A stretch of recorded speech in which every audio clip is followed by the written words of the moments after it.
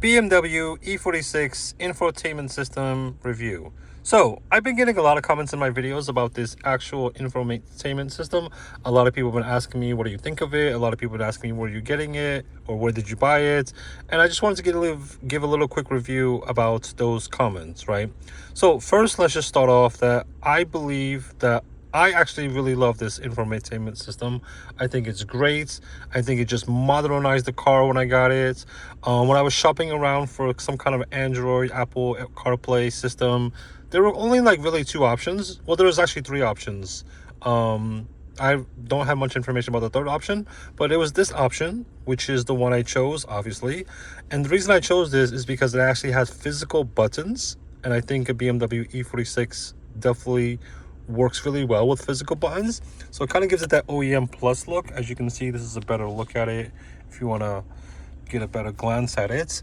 The other option, which I was considering, actually I remember I actually did buy it and I sold it right away.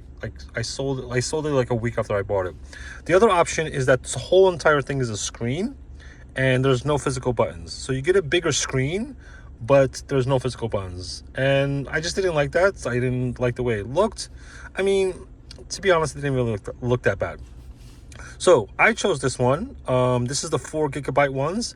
One advice that I would give you guys all is make sure you do not get anything lower than 4 GB of RAM, because the ones that have like 2 GB or 1 GB are absolutely slow. They're unusable. They're just worthless. The only thing you'll be able to use on them is just like the radio and maybe play some music from an SD card. The other thing that I should notice or should mention is that when I was looking for these ones, there were two options. There was the ones with only Wi-Fi only, and there was the ones with the 4G. I am the type of person that just likes to get in the car, start my music, start my Google Maps, whatever you want to call it, whatever you prefer, without having to do an extra step. Like, I don't like to get on my phone, turning on the Bluetooth, make sure it's connected, and then I have Apple CarPlay. I'm not that type of person. I just like to get in, get going without any extra steps. So I chose the 4 GB ones. Yeah, that did force me to buy an extra SIM card with my mobile carrier. So I am paying an extra €4 a month for the, data only SIM card. But at the end of the day, it's not that big of a deal. I can always just take the SIM card out and put it on another phone and still have internet on another phone. So it's not like, it's not like a subscription or something, right? It's a SIM card that can work on anything. I just prefer to use it on this infotainment system. It's really smooth. You see there isn't any lag. There's tons of apps. There's the Google Play Store where you can download any app that you want. You can also connect your music through a SD card if you want. I do not do that because I just have Spotify and YouTube. I generally just watch like my favorite content. Well, I actually don't watch. I just listen to my favorite YouTubers while I'm driving. That's usually what I mostly use it for. And this theme is also very customizable. There's many different themes that you can choose for the home screen. I chose this one because one, it gives me another, I guess, indicator of my speed. It gives me the calendar, the date and the time, which is great because the gauge cluster clock is not working because the button to adjust the clock is not working. So I love having the time available here and available there, but also the date as well. Quick access to the radio and all of these setting features right here.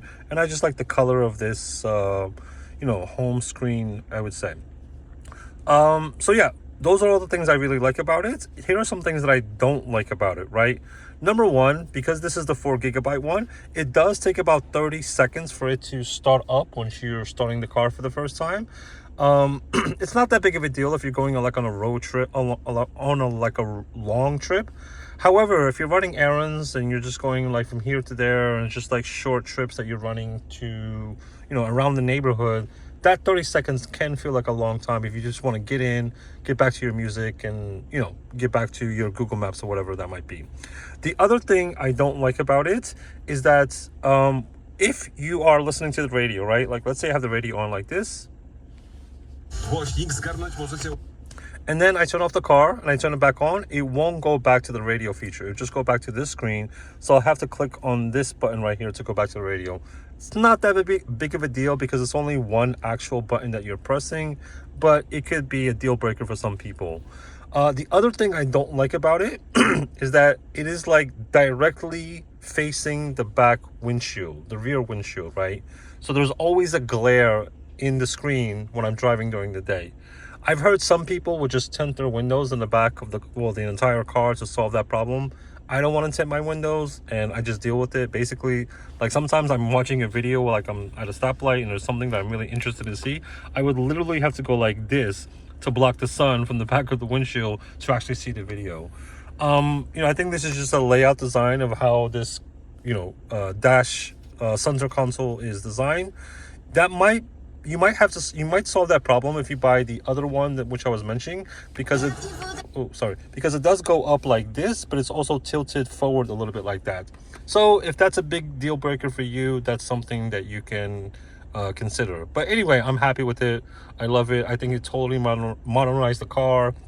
It totally made me feel like wanting to be in a car more often. I mean, it's like I enjoy it so much that sometimes I'm listening to a podcast or listening to my favorite song, and I will stay in the car for an extra minute just for that song or that podcast to finish. And yeah, it's just kind of a weird thing that I do sometimes, but it is what it is. So yeah, this is my review of this infotainment system. There's plenty out there that you can buy. I actually bought this one from eBay, and I believe it was about 180 euros if I'm not mistaken. But yeah, there's ones that are going for around those prices all over the internet. They're very easy to find. Just put on the internet BMW e46 Android radio and you'll get tons of options. I mean, yeah, that's the quickest way to find it. But yeah, I guess that's all for this video. If you have any questions, please let me know. If you have any comments, do you have one of these? What is your experience with it? I would love to hear how you are experiencing this similar setup of a radio system for your BMW. Okay, that's all for now. Thanks for watching.